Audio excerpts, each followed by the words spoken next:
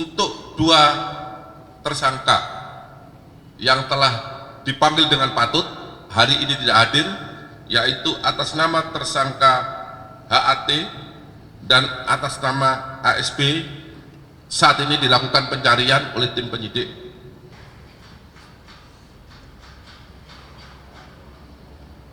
Selain daripada itu, persetujuan impor dari Kementerian Perdagangan tersebut di atas diterbitkan tanpa adanya rekomendasi dari Kementerian Perindustrian serta dilakukan tanpa adanya rapat koordinasi dengan instansi lain yang terkait.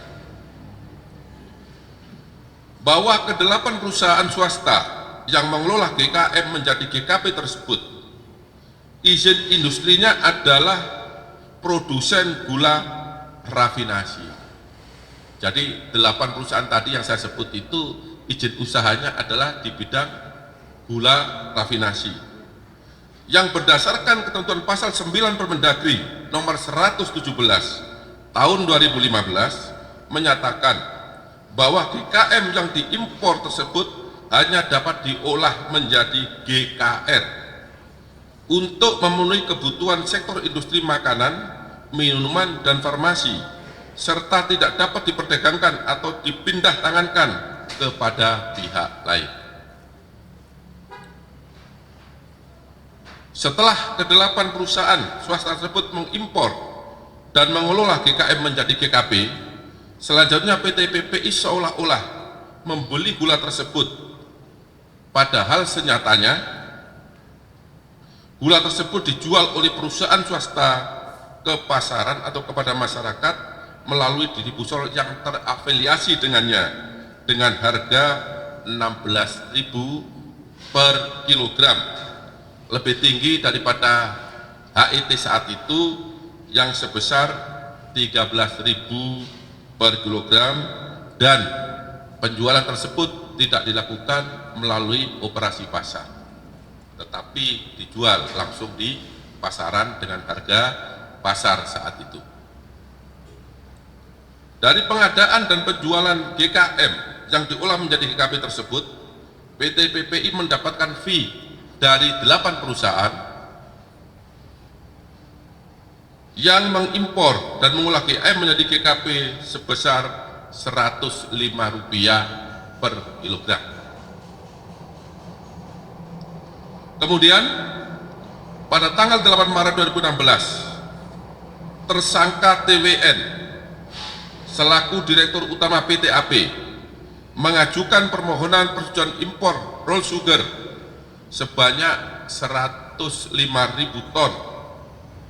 Selanjutnya atas permohonan tersebut, Menteri Perdagangan saat itu, yaitu tersangka TTL, pada tanggal dan hari yang sama, jadi permohonan dan persetujuan pada hari yang sama, langsung menerbitkan persetujuan impor gula kristal mentah untuk diolah menjadi gula kristal putih kepada PT AP sebanyak 105.000 ton.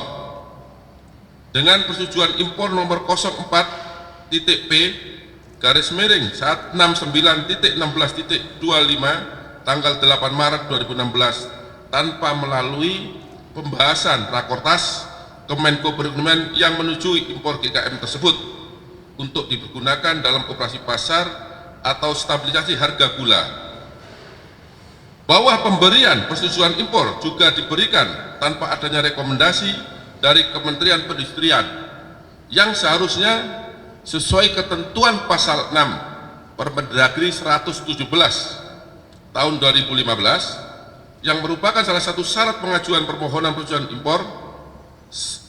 Dan selain itu, berdasarkan pasal 4 junto pasal 5 ayat 2 Permendagri nomor 117 tahun 2015 dalam rangka stabilisasi harga gula, impor gula yang seharusnya dilakukan adalah impor gula kristal putih, dan pihak yang diperbolehkan untuk melakukan impor gula kristal putih adalah BUMN yang ditunjuk secara resmi oleh pemerintah.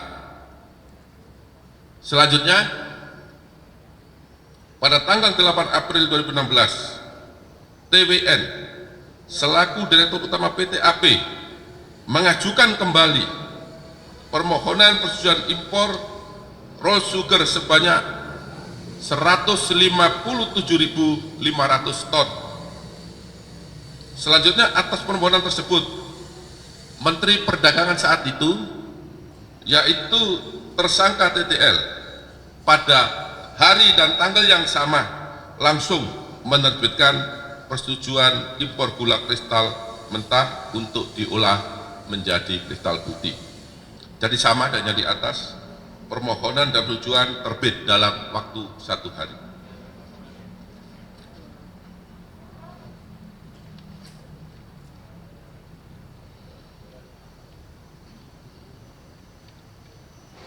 Yang diberikan kepada PT AP sebanyak 157.500 ton dengan persetujuan impor nomor 04.p.69.16.00/2008 tanggal 8 April 2016 tanpa melalui pembahasan rakortas Kemenko Perekonomian yang menyetujui impor GKM tersebut untuk dipergunakan dalam operasi pasar atau stabilisasi harga gula.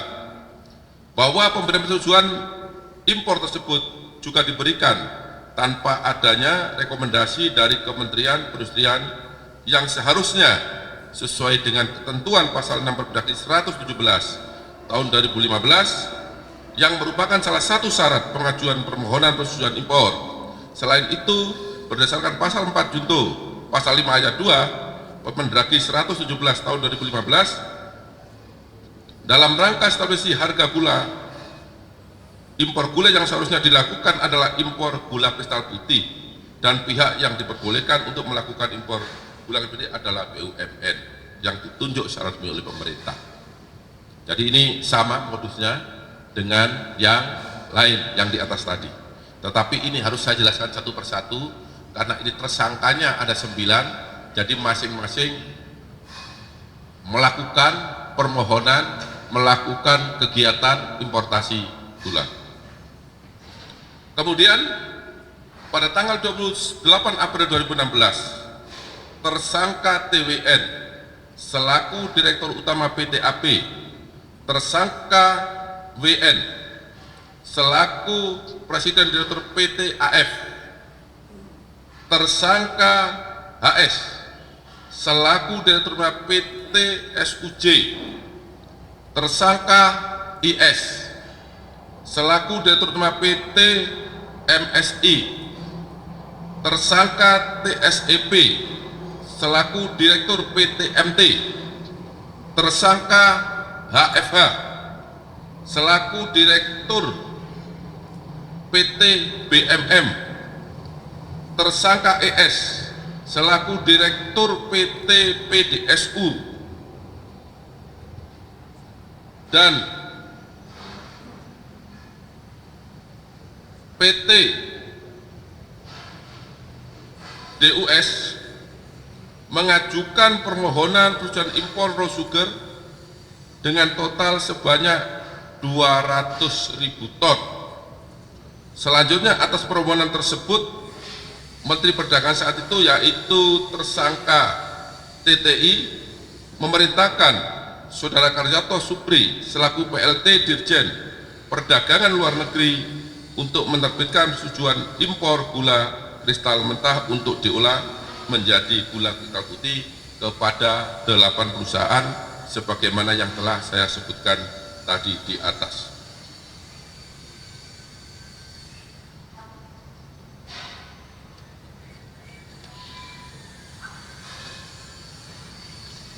Selanjutnya, pada tanggal 7 Juni 2016, tersangka ASB selaku Direktur Utama PT KTM mengajukan permohonan persetujuan impor raw sugar sebanyak 110.000 ton.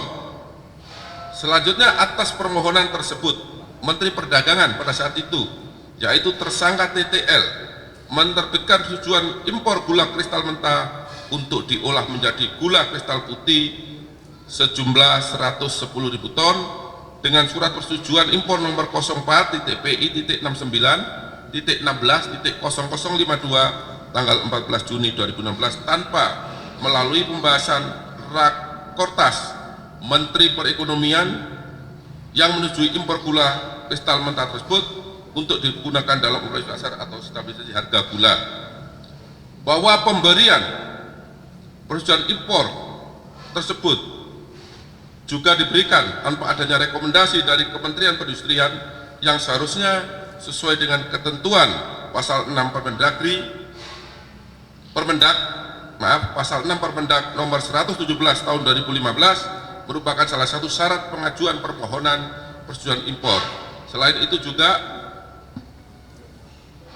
berdasarkan ketentuan pasal 4 junto pasal 5 ayat 2 Permendagri 117 tahun 2015 bahwa dalam rangka stabilisasi harga gula impor yang seharusnya dilakukan adalah impor gula kristal putih, dan pihak yang memperoleh yang diperbolehkan untuk melakukan impor gula kristal putih adalah BUMN yang ditunjuk secara resmi oleh pemerintah. Jadi pelanggaran hukumnya sama oleh 9 perusahaan tersebut.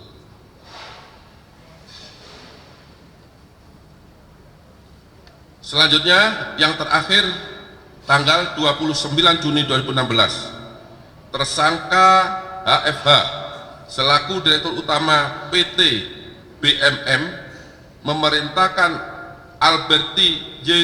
Tobubu selaku Direktur PT BMM untuk mengajukan permohonan persetujuan impor raw sugar sebanyak 20.000 ton. Selanjutnya atas permohonan tersebut, Menteri Perdagangan saat itu tersangka TTL memerintahkan Saudara Karyoto Supri selaku PLT Dirjen Perdagangan Luar Negeri untuk menerbitkan persetujuan impor gula kristal mentah untuk diolah menjadi gula kristal putih sebanyak 20.000 ton. Pemberian tersebut tanpa melalui pembahasan Rakortas Kemenko Perekonomian, sama sebagaimana yang telah saya sebutkan tadi di atas, bahwa dengan adanya penerbitan persetujuan impor gula kristal mentah menjadi gula kristal putih oleh Menteri Perdagangan saat itu Saudara TTL selaku tersangka kepada para tersangka yang merupakan pihak swasta sebagaimana saya sebutkan 9 orang tersebut di atas, menyebabkan tujuan stabilisasi harga dan pemenuhan stok gula nasional dengan cara operasi pasar pada masyarakat tidak tercapai.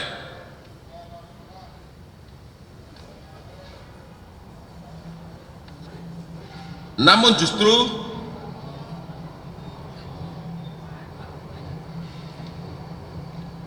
justru